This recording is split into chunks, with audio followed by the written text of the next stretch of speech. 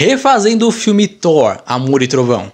Esse filme tinha trazido muito hype, especialmente depois de Ultimato e do excelente terceiro filme do Thor. E esse ainda teria o mesmo diretor de Thor Ragnarok, prometendo muita coisa boa. Desde os Guardiões da Galáxia com o Thor, a poderosa Thora e até mesmo o Christian Bale interpretando o vilão Gorr, o carniceiro dos deuses. O Thor ia sair na mão com o Batman. Como não criar hype com isso? E mesmo assim ainda conseguiram fazer um dos filmes mais decepcionantes da Marvel. E eu não consigo deixar de imaginar como ele poderia ter sido, porque o potencial dele era gigante. E é exatamente isso que a gente vai ver agora. Então seja bem-vindo ao canal Cinegeek, eu sou o Igor. Se você está gostando do vídeo, aproveita e deixa o seu like e se inscreve para mais conteúdo sobre filmes, séries e animes. Vamos começar já pelo principal aspecto que fez o filme ser tão broxante: a comédia, ou melhor, o excesso de comédia. Eu sei que esse é o forte do Taika Waititi e tem boas piadas ali no meio, mas a cada uma piada boa tem 100 que são ruins. Então o meu plano seria enxugar tudo isso. Poderia ter bastante piada no início, mas isso ia diminuindo com o tempo. No início teremos um prólogo com a Jane Foster com câncer e depois avançaríamos normalmente com o que acontece no filme. Thor, Guardiões salvando o dia, etc e tal. Com menos Guns N' Roses, né? Acho que seria bom. Diferente do filme, eu manteria esse Thor gordão que foi apresentado em Ultimato. Mais tarde vocês vão entender por quê. E então os Asgardianos da galáxia ficam sabendo sobre os massacres do Gorr. Thor se separa dos Guardiões para investigar isso tudo, encontrando vários deuses mortos até chegar na Sif. E lá, além de encontrar a própria Sif, ele também encontra o Gorr. E ambos caem na porrada. No passado, o Thor já tinha enfrentado o Gorr antes e tinha sido de igual para igual, mas nessa ocasião, o Gorr humilha o Thor. Não só na batalha, mas também no psicológico dele, alimentando as inseguranças do Deus do Trovão. Segundo o Gorr, o Thor teria perdido a sua ferocidade de guerreiro que ele tinha no passado, e o próprio Gorr estava muito mais conectado com a Necroespada. Derrotado, o Thor escapa para Nova Asgard e pede ajuda para Valkyria. E falando rapidinho sobre o arco da Valkyria nesse filme, ela é uma boa governanta e tudo mais, mas ela ainda tem aquele espírito de guerreira que ela não consegue silenciar, ela quer uma batalha. E inseguro com o próprio poder, o Thor vai atrás do Mjolnir. Eu vou pegar minha maleta!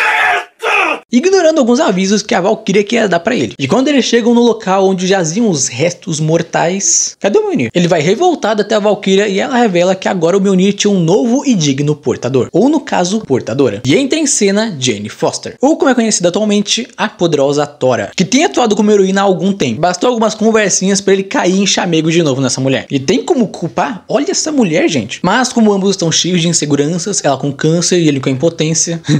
Impotência, parece até que o Thor é broxa. Eles não ficam tão próximos ainda. Eles se comunicam com os Guardiões da Galáxia e percebem que o Gorr tá acumulando poder num pequenino planeta bem longe dali. O Thor começaria o seu projetinho com o Renato Cariani, mas ele não ficaria super fortão como a gente vê no filme. Eu ainda deixaria ele com um pouquinho de pança, aquele clássico fordo. O Thor ainda assim não poderia usar todo o poder do Stormbreaker. O que a gente tinha visto do Thor lá em Guerra Infinita, super poderoso, era graças ao pico de poder do nascimento do Stormbreaker, que tinha acabado de ser forjado. E como o Thor ficou 5 anos só enchendo a cara, pode-se dizer que a chama que antes era grande deu uma apagadinha. E agora o Thor não poderia usar o poder do Stormbreaker sem ter algumas sequelas como consequência. Ao terminar o projetinho, os três, Thor, Valkyria e Thora, vão direto para a cidade da Onipotência, atrás dos outros deuses, pois o Gorr aparentemente tem o objetivo de causar um grande massacre e está acumulando poder justamente para enfrentar vários deuses de uma só vez. Eles vão lá e tentam alertar todo mundo sobre o que está acontecendo, o perigo do Gorr e etc. Mas ninguém dá a mínima. Isso porque todo mundo está sendo manipulado pelos Zeus, que está cagando de medo do Gorr. Vale dizer que a Jane Foster tinha muita expectativa em conhecer esses deuses, mas ela ficou bem decepcionada, porque a maioria deles é completamente desumilde, arrogante e tá se lixando pros mortais. E quando finalmente aparecesse os Zeus, ele seria igualzinho no filme, todo fordinho e um poço de arrogância. E para impedir que eles persuadissem os outros deuses, ele já queria dar cabo do trio asgardiano. E assim como no filme, aconteceria a maior confusão, um monte de lutaria e brigaria, e eles conseguiriam escapar. E agora não restava opção a não ser os três sozinhos irem interceptar o Gorr. Thor é encorajado a conversar com a Jane pela Valkyria, e lá ela conversa com ele sobre toda a desilusão que sentiu com os deuses. E não só com um deus, mas um herói experiente, ele tenta trazer otimismo e levantar a bola dela. E quando estavam prestes a consumar a paixão, leia-se beijar, como uma pessoa normal falaria, a Jane hesita e revela que tem câncer. Inclusive que era pro Mjolnir curar ela, mas na verdade ele tá só acelerando a morte dela. Como são seus últimos dias de vida, ela prefere passá-los com uma poderosa Thor, uma grande guerreira poderosa, do que voltar a ser a Jane Foster, uma cientista caquética à beira da morte. Antes que pudessem continuar a conversa, eles chegam no planeta do Gorr, que no caso seria um planeta que se desloca pelo espaço, e que também seria um ponto de conexão entre o Gorr e o Knu, que no caso é o criador dos simbiontes, como o Venom, e também o criador da Necroespada, e que mesmo adormecido ainda conseguiria fornecer mais poder ao Gore. Inclusive um adendo, essa parte onde eles vão pro planeta do Gore, todo em preto e branco, eu acho uma das melhores partes de todo o filme. Só deixaria a luta mais intensa, um pouco mais gráfica e com a presença dos simbiontes contra o trio de Asgard. Com o decorrer da batalha, um simbionte acaba se conectando com o Thor, e ao ser possuído, o Thor ficaria completamente descontrolado e atacaria tudo ao seu redor, sobrando pra Valkyrie enfrentar ele. E vale dizer que mesmo habilidosa, ela levaria um pau até ele conseguir se livrar do simbionte. Enquanto isso, a Jane Foster estaria lutando contra o Gore e usaria os fragmentos do Mjolnir, que inclusive é uma das boas ideias desse filme, que acabariam presas na Necroespada e revelando visões a Jane Foster sobre o Knull e a ameaça que ele representa. Nesse momento, o Gore tentaria convencer ela a entrar pro lado dele, já que ela é uma mortal também, e até falando um pouco sobre o seu passado. Ela recusaria, obviamente, mas simpatizaria com o Gore, tentaria dissuadir ele a desistir daquilo tudo. Porém, a essa altura, essa transformação de poderosa Thor já exigia demais de Jane, e ela voltou ao normal. Thor e Valkyria veem que aquela é uma batalha perdida e decidem usar a Bifrost para escapar dali. Jane é hospitalizada em Nova Asgard, Thor fica desesperado. Ele se sente completamente impotente perante não só o Gore, mas também o câncer de Jane, já que mesmo sendo um deus, ele não conseguiria fazer nada contra aquilo. Ele abriria seu coração para Jane, e talvez em nenhum outro momento eles estariam tão conectados quanto naquele. Ela o encoraja como ninguém mais conseguiria, dizendo que ele podia ser muito mais do que um simples deus do trovão. Thor e Valkyria vão até a cidade da Onipotência, onde Gore já está fazendo seu massacre, e conseguem convencer os deuses a partirem para cima dele com tudo que tinham. Mas mesmo assim, Gore estava poderoso demais, usando até mesmo simbiontes para controlar os deuses e usá-los contra os outros deuses, até que de repente chega a Jane Foster, novamente com uma poderosa Thor montada num Pégaso, que ela pegou emprestado com a Valkyria. Quem também se juntou à batalha foi os Zeus, não por altruísmo, mas para não ferir o seu ego como um covarde. Foi uma batalha sangrenta onde vários